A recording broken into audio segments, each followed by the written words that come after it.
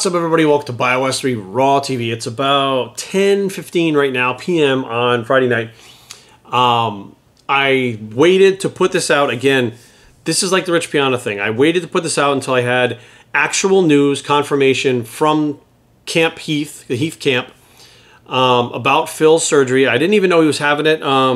Actually, nobody really knew he was having it. It was kind of a shock to pretty much everybody, including myself. And I started getting messages. And, you know, I saw his fiancée, Cherie's, post on Instagram. And then when I was heading to the gym on Instagram Live, I started getting a bunch of questions. Like, Jerry, what about this? Yes, I did hear, but I hadn't talked to her. So I texted Phil right away, and I knew he wasn't going to answer it because he's recovering from the surgery right now. So when he's done and out of the anesthesia and feeling better, and he'll, you know, get the text or whatever. So I talked to Cherie, his fiancée, and said, look, I'm not putting anything out until I get your okay on it and your word on it, because I am tired of the fucking fake news bullshit. So I got a kind of a quote from Cherie. It says that his surgery went very good. He actually feels better now already, that his intestines are actually inside of his body. Interesting, right? He will be on tour next month. It will be in much better health. He said he never knew that he had the 2 hernias, only knew he had an issue from birth. It wasn't he didn't really know what was going on. And from what she had put on her, let's see, I'll go back to the actual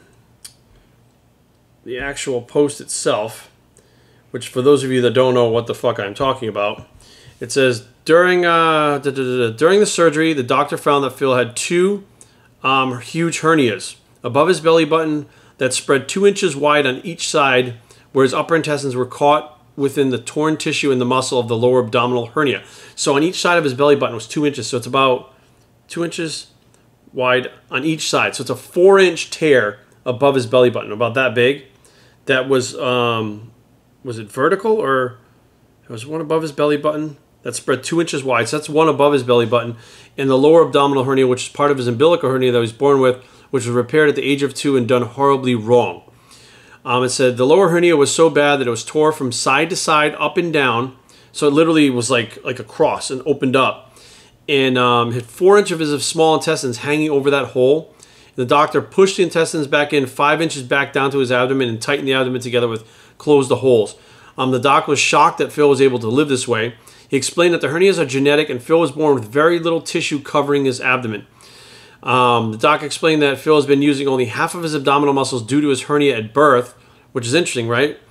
At birth, Phil's been an athlete all of his life, and his hernia was the ticking time bomb. He explained that Phil was at any day away from a life-threatening intestinal strangulation because of the way it was sticking out. The doc said his belly button was more visible this year due to the fact that his small intestine was literally inside of it, pushing it forward right underneath the skin. He said out of the 20,000 hernia repairs he has done, this one was the worst that he's ever seen.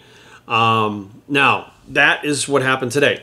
Now, when you think about what transpired leading up to the Olympia, he was going for his 7th Olympia title.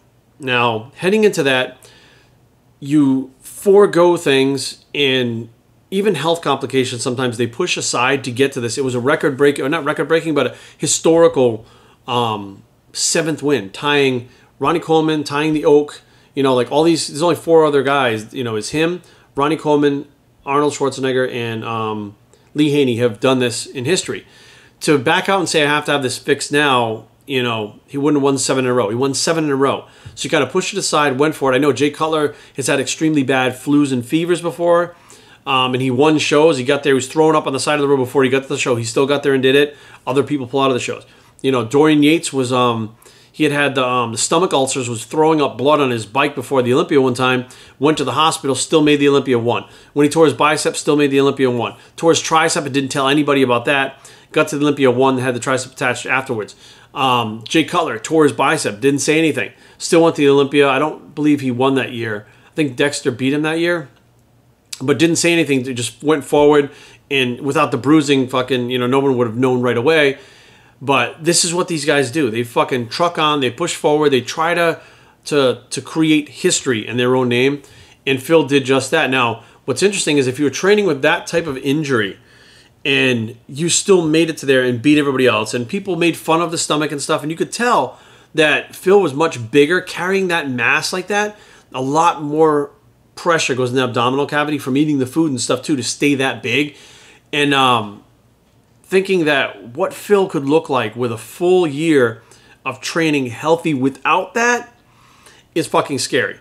Because now, you know, literally that one thing, that one piece that was throwing everything off, that you not only had to train around, but you had to listen to people talk shit about you because of it, and push, you know, and try to take away all your hard work and stuff, saying, well, look at his stomach, look at his stomach. Like a fucking hernia that bad, that shit was going on. Most people probably would have pulled out of the show, but these top pros that are, you know, Olympians like that, they don't fucking do that. So at this point, I just want to say thank you for Sheree for giving me the update. This is real news. This is not bullshit. This is from Phil's fiance herself, and wish Phil a speedy recovery. And yeah, I'm just tired of the fake news. So before I come out and say something that is my opinion, I don't want my opinion. That's not what real reporting is. And I'm not a reporter, I'm not a journalist. But I also don't want to put out something that is bullshit.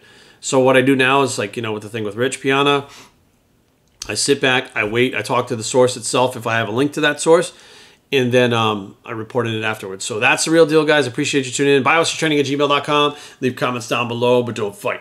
www.biostrength.com is a blog. It's the Get Better Phil Bicep, and we are out.